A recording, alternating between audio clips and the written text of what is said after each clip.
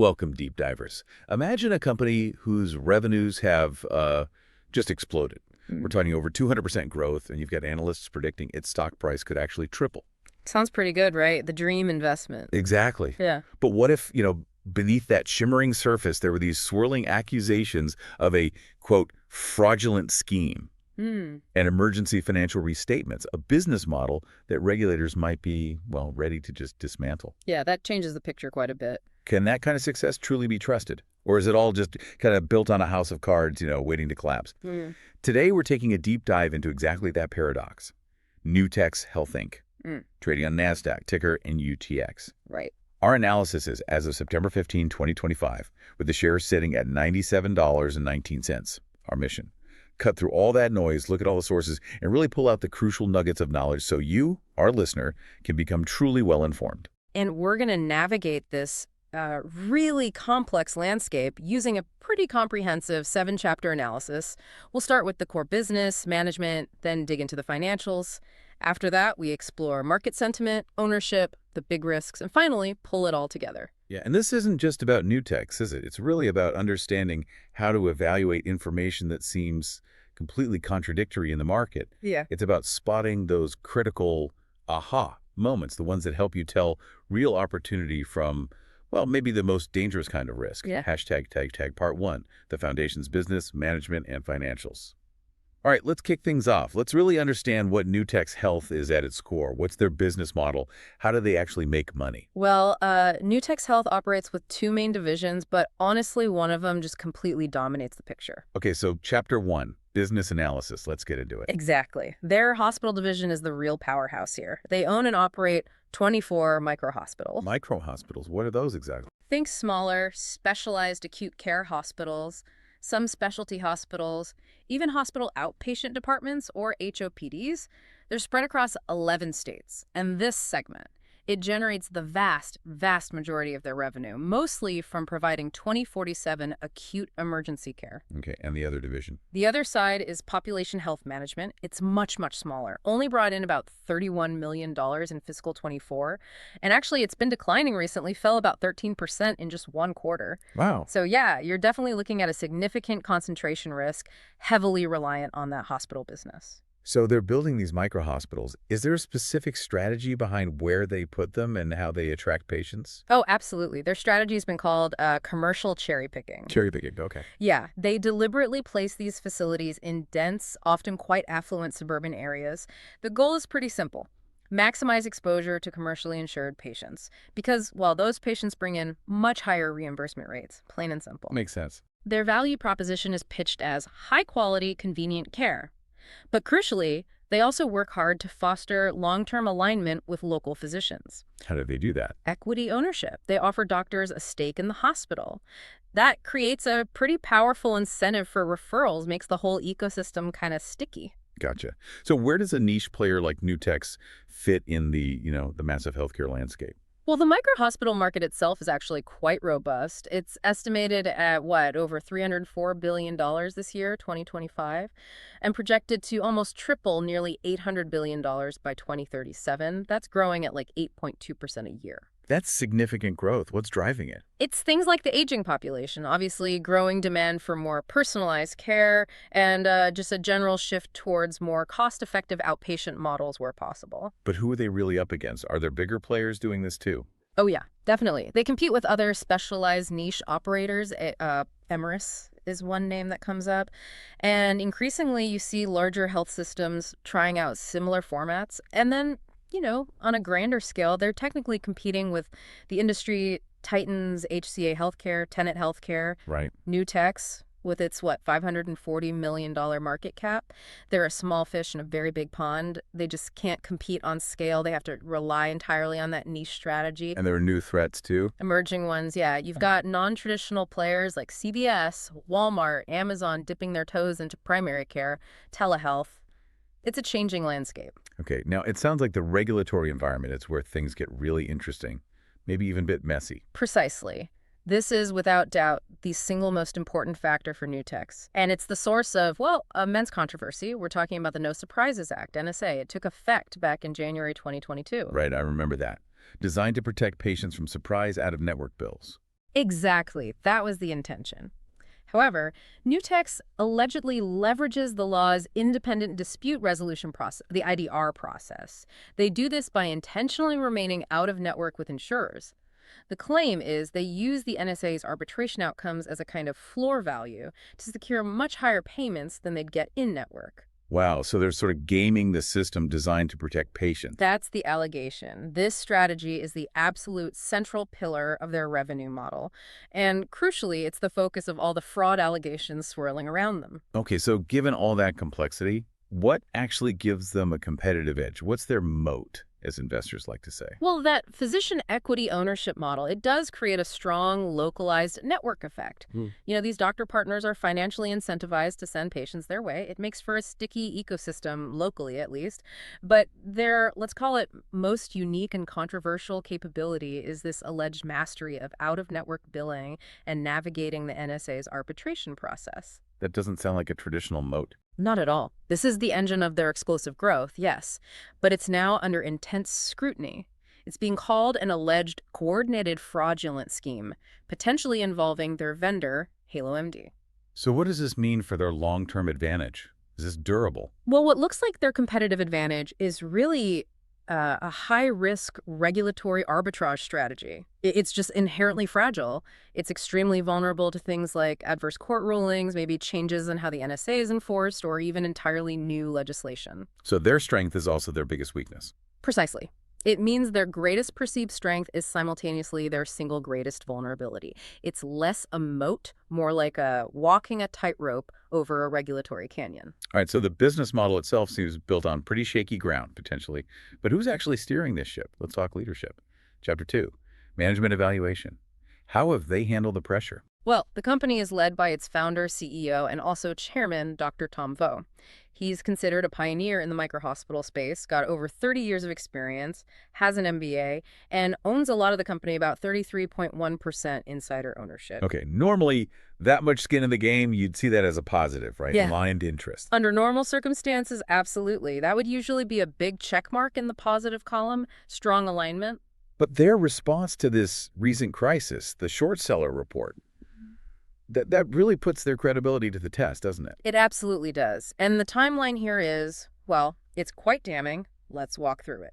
Blue Orchid Capital releases its short seller report in late July 2025, alleging fraud. Nutex initially responds with a forceful denial. Standard playbook, perhaps? Okay. Then, just a few weeks later, August 14th, they announce a delay in filing their quarterly report, their 10Q. They cite non-cash accounting adjustments. Oh, delaying filings is never a good sign. Right. And then, just a week after that, August 21st, they finally come out and admit that their past financial statements should be restated. And critically, that those past financials could no longer be relied upon because they'd improperly classified certain liabilities. Wow. Denial, delay, admission. Exactly. Yeah. That sequence just completely undermines management's credibility. It makes the initial forceful denial look, well, not great. Beyond that specific incident, what about their overall track record on transparency and ethics? Well, their ethical reputation is definitely under pressure right now. They're facing multiple securities fraud class action lawsuits, and these lawsuits basically echo the claims made by the short seller. We also see what look like significant governance red flags, things like related party transactions. Like what? Like the CEO and other executives owning real estate that's then leased back to the company. That creates pretty clear potential conflicts of interest. Yeah, that's not ideal. Plus, there's a history here of delayed annual reports, their 10K filings. They've had issues with NASDAQ compliance before, and the company itself has even admitted to internal accounting weakness in its own SEC filings. That's a direct quote. Okay, so not a clean bill of health on governance. How are they actually spending their money? What's their capital allocation strategy look like? Their main focus seems to be aggressive organic growth. They want to build more of these micro-hospitals. And they fund this through cash from operations and by tapping the public markets. It's also maybe a bit of a red flag that they went public through a reverse merger with a SPAC back in April 2022. Ah, SPACs. They don't always have the best reputation. Right. That route to public markets is sometimes associated with, let's say, less rigorous disclosure standards and often, unfortunately, subsequent underperformance compared to traditional IPOs. And they also announced a share buyback program recently. That seems like interesting timing. Indeed, a $25 million stock repurchase program was authorized on August 14th, 2025. Right, August 14th. Wasn't that the same day they announced the delay in their 10Q filing? The very same day. While the stated intention was, of course, to increase shareholder value, the timing is, shall we say, deeply suspect. It looks much more like a defensive act of crisis management rather than a really sound strategic capital allocation decision, especially when they were basically admitting on the same day that their financials weren't reliable. Doesn't inspire confidence. Do they pay a dividend? No, no dividend. They're reinvesting supposedly for growth. Okay, one more thing on management. Their reported return on invested capital, ROIC, it looks quite strong on paper, right? It does, reported at 46.38%. It's fantastic. Oh, there's a huge but. This is where the potential illusion really comes into focus. This stellar ROIC isn't likely a sign of sustainable operational brilliance. It appears to be a direct result of that highly controversial, high-risk, and yes, allegedly fraudulent out-of-network reimbursement strategy we talked about. It's fundamentally misleading if that strategy isn't sustainable or legal. Okay, so the business model relies on regulatory arbitrage. Management's credibility is shaky. Let's dive into the numbers themselves. Chapter 3, Financial Analysis. What are the actual financials telling us, and maybe what aren't they telling us? Right. Well, first off, Nutex Health has a market capitalization around $540 million. So it's firmly in the small cap category, small company, relatively speaking. And that revenue growth is just staggering on paper. Yeah. But with all these red flags, how do we even reconcile that incredible growth with the fraud accusations? Seems like two different companies. It really is the core contradiction, isn't it? For the first half of 2025, they reported $455.8 million in revenue. That's a massive 217.5% increase compared to the same period last year. Wow. Annual revenue jumped from about $248 million in fiscal 23 to nearly $480 million in fiscal 24. And their trailing 12-month revenue is now up to $624.3 million. So yes, the growth is explosive, at least based on what they've reported. And it's come with a remarkable margin expansion. How remarkable. Gross margin for the first half of 2025 hit 53.3%. That's way up from 22.8% in the prior year period. Their trailing 12-month margins look robust too. Gross at nearly 52%, operating over 33%, net almost 11%. These are strong profitability metrics, if you trust the numbers. Okay, the EF is doing a lot of work there. What about cash flow? Are they actually collecting cash from all this reported revenue? Well, operating cash flow has improved significantly on paper. It reached $78.1 million in the first half of 2025, which is about a fourfold increase. However, and this is a big hammer, this is where we see a really significant cash flow risk. Their accounts receivable money owed to them but not yet collected is enormous and growing. As of June 30th, 2025, it stood at $349.2 million. In nearly $350 million. That's huge relative to their revenue. It is, and this massive sum is largely tied up in that complex out-of-network arbitration process. So it's counted as revenue, but it's not cash in the bank. That creates a major potential liquidity concern down the road. How stable are these earnings then, given all this volatility and the questionable foundation? Well, Nutex simply lacks a long-term track record of consistent earnings. Remember, they were actually unprofitable as recently as fiscal year 2023. This very short history of profitability makes trying to forecast their future earnings highly speculative, to put it mildly. Okay, what about their balance sheet? Debt levels? On paper, they report a very low debt-to-equity ratio, around 0.155, and a strong cash position, about $96 million in cash versus only $35.5 million in debt. Looks good. But again, Yeah. the restatement looms large. Exactly. We have to view this balance sheet strength with extreme caution because of that financial restatement for improperly classified liabilities. We don't yet know the full impact, but their true leverage, their actual debt burden, will almost certainly be higher than what's currently reported. Anything else on stability? Their current ratio, which measures short-term liquidity, looks robust at 2.27. So they seem okay for immediate obligations based on current assets. And again, no dividend is being paid out. Okay, so what does this all mean for the stock's valuation? Because you look at the basic metrics, and it seems incredibly cheap. That's the classic potential red flag, isn't it? At first glance, it absolutely looks like deep value. Its trailing 12-month price to earnings, or PE ratio, is somewhere between 7.4 and 8.2.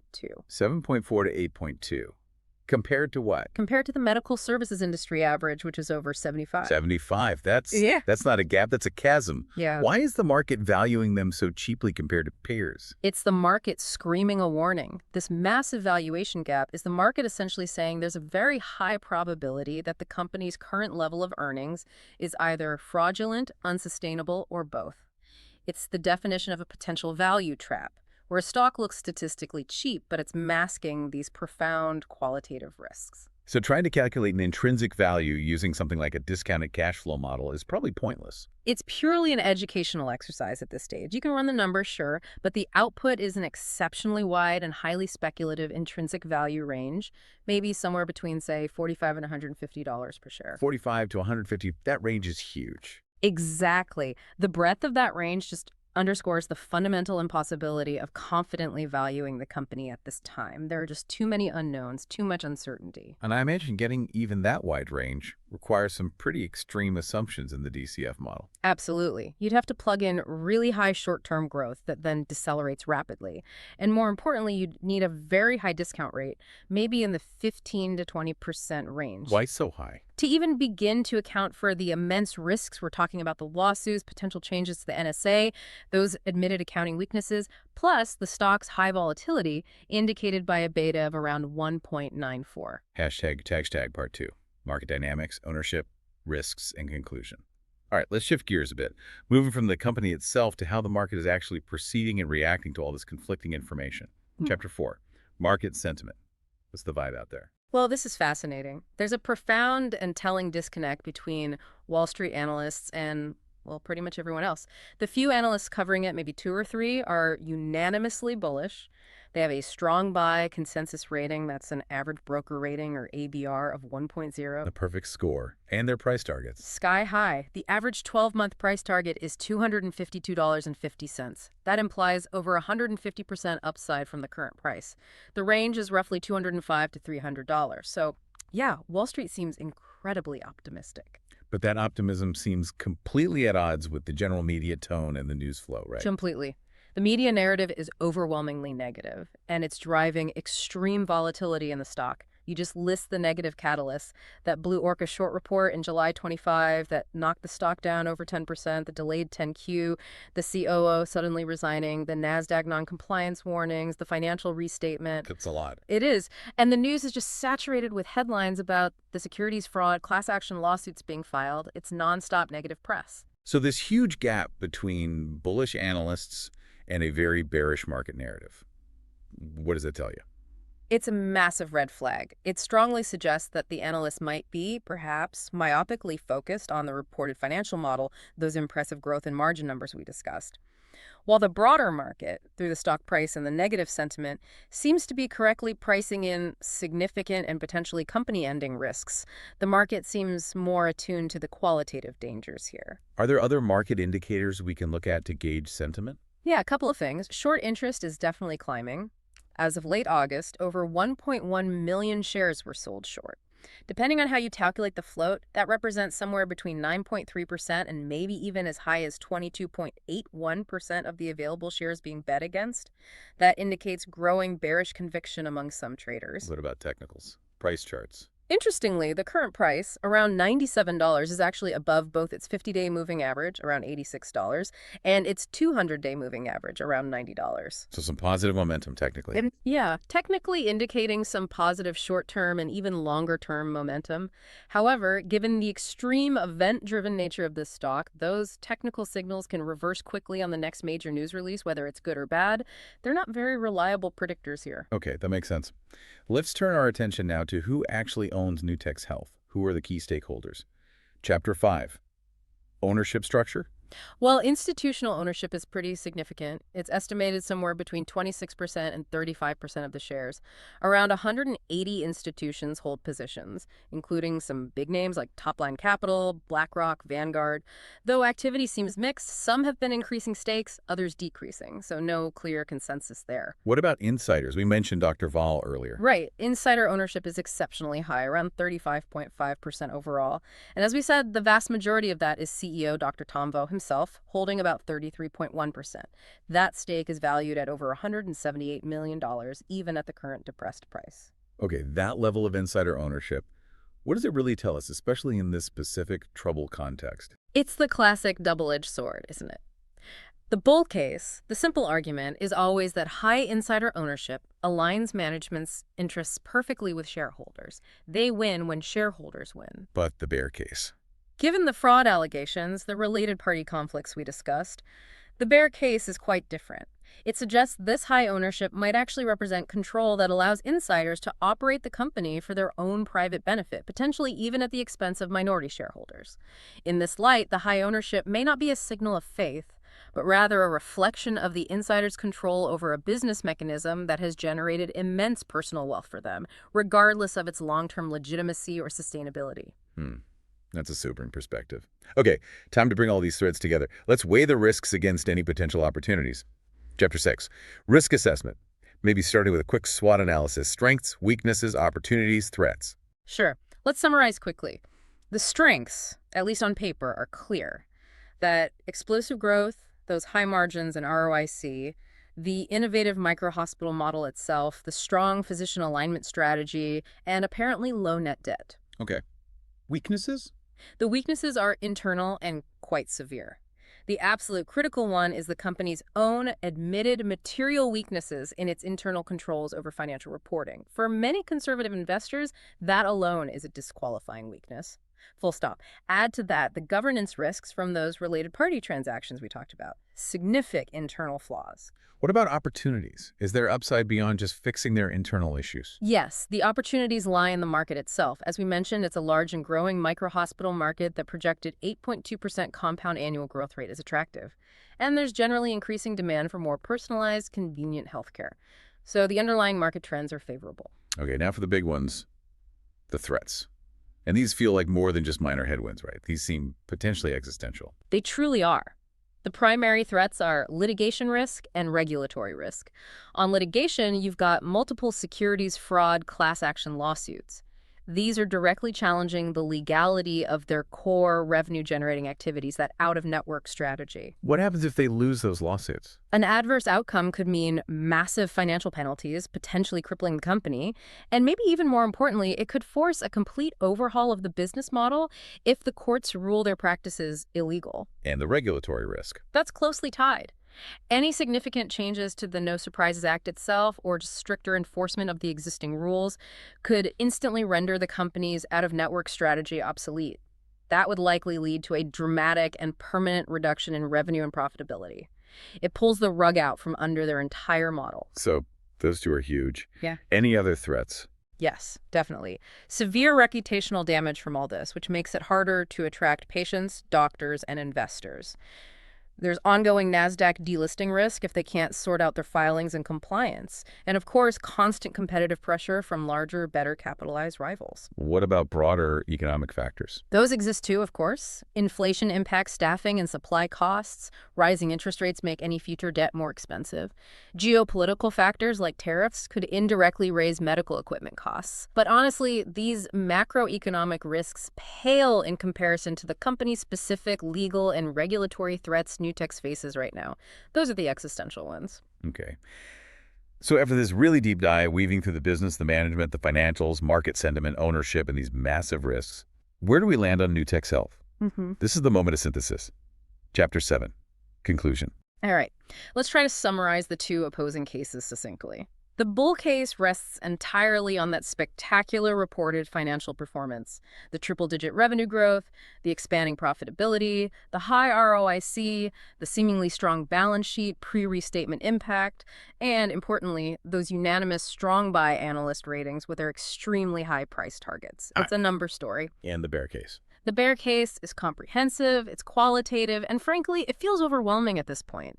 It basically argues that these impressive financial results are likely an illusion built on questionable and potentially fraudulent business practices. And critically, the short seller claims and the lawsuits aren't just external attacks. They seem significantly bolstered by management's own actions, the delayed reports, the admission of needed restatements, the admitted internal control weaknesses. This creates a profound crisis of credibility. You add in the governance, red flags, those related party deals, and cap it all off with those truly existential litigation and regulatory risks that could literally invalidate its entire business model. It's a qualitative nightmare. We mentioned that educational DCF intrinsic value range earlier, $45 to $150 per share. Does that wide range tell us anything useful in the end? Only that valuation is effectively impossible right now. That range is exceptionally wide and functionally useless for practical investment decisions, precisely because of the profound uncertainty surrounding the legitimacy and sustainability of the earnings. Yes, the current share price of around 97 investor falls smack in the middle of that huge speculative range, but for a prudent, long-term investor, that offers absolutely zero comfort or analytical value. So, bottom line, what's the ultimate takeaway for a disciplined investor looking at Nutex Health today? Look, for a disciplined value investor, someone focused on understanding the business, trusting management, and seeking durable advantages, Nutex Health simply fails on first principles. Uh, It lacks a clearly understandable business model that isn't seemingly built on regulatory arbitrage. It lacks trustworthy management, given the recent events and admissions. And it certainly lacks a durable competitive advantage. Its supposed advantage is its biggest risk. Valuation. The inability to confidently forecast future earnings because you don't know if current earnings are real or sustainable makes rational valuation impossible. Ultimately, the immense and unquantifiable risk of a permanent loss of capital, meaning the stock goes way down and stays down, resulting from an adverse legal or regulatory outcome, is simply too high. so the final verdict. Therefore, for a disciplined value investor, Nutex Health Inc. resides firmly in the too hard pile. It's fundamentally uninvestable at this time due to the overwhelming qualitative risks and uncertainties. Wow, that's a stark conclusion. This deep dive into Nutex Health really leaves us with a critical question, doesn't it? In a market that's always full of flashy growth stories and stocks that look cheap on paper, how do we actually tell the difference between a true opportunity and what might just be the most expensive kind of risk, the kind that wipes you out? Hmm. Maybe consider how this specific case highlights that crucial, delicate balance between looking at impressive quantitative numbers and digging into those profound qualitative red flags. Sometimes the story behind the numbers matters most. If you found this deep dive valuable, please remember to like and subscribe to Stock Analytics AI. Our members, at just $4.99 a month, get priority requests for deep dives on tickers they're interested in. And exciting news over the next few months, we're planning to cover all of the S&P 500 stocks, and members will get exclusive priority access to those deep dives as they release. Want a one-off analysis on a stock we haven't covered? Just drop us a super thanks on the video. And as always, just a reminder, this analysis was generated by an AI system purely for educational and informational purposes. It should absolutely not be considered financial advice. Please always conduct your own thorough research, consider your own circumstances, or consult with a qualified financial advisor before making any investment decisions.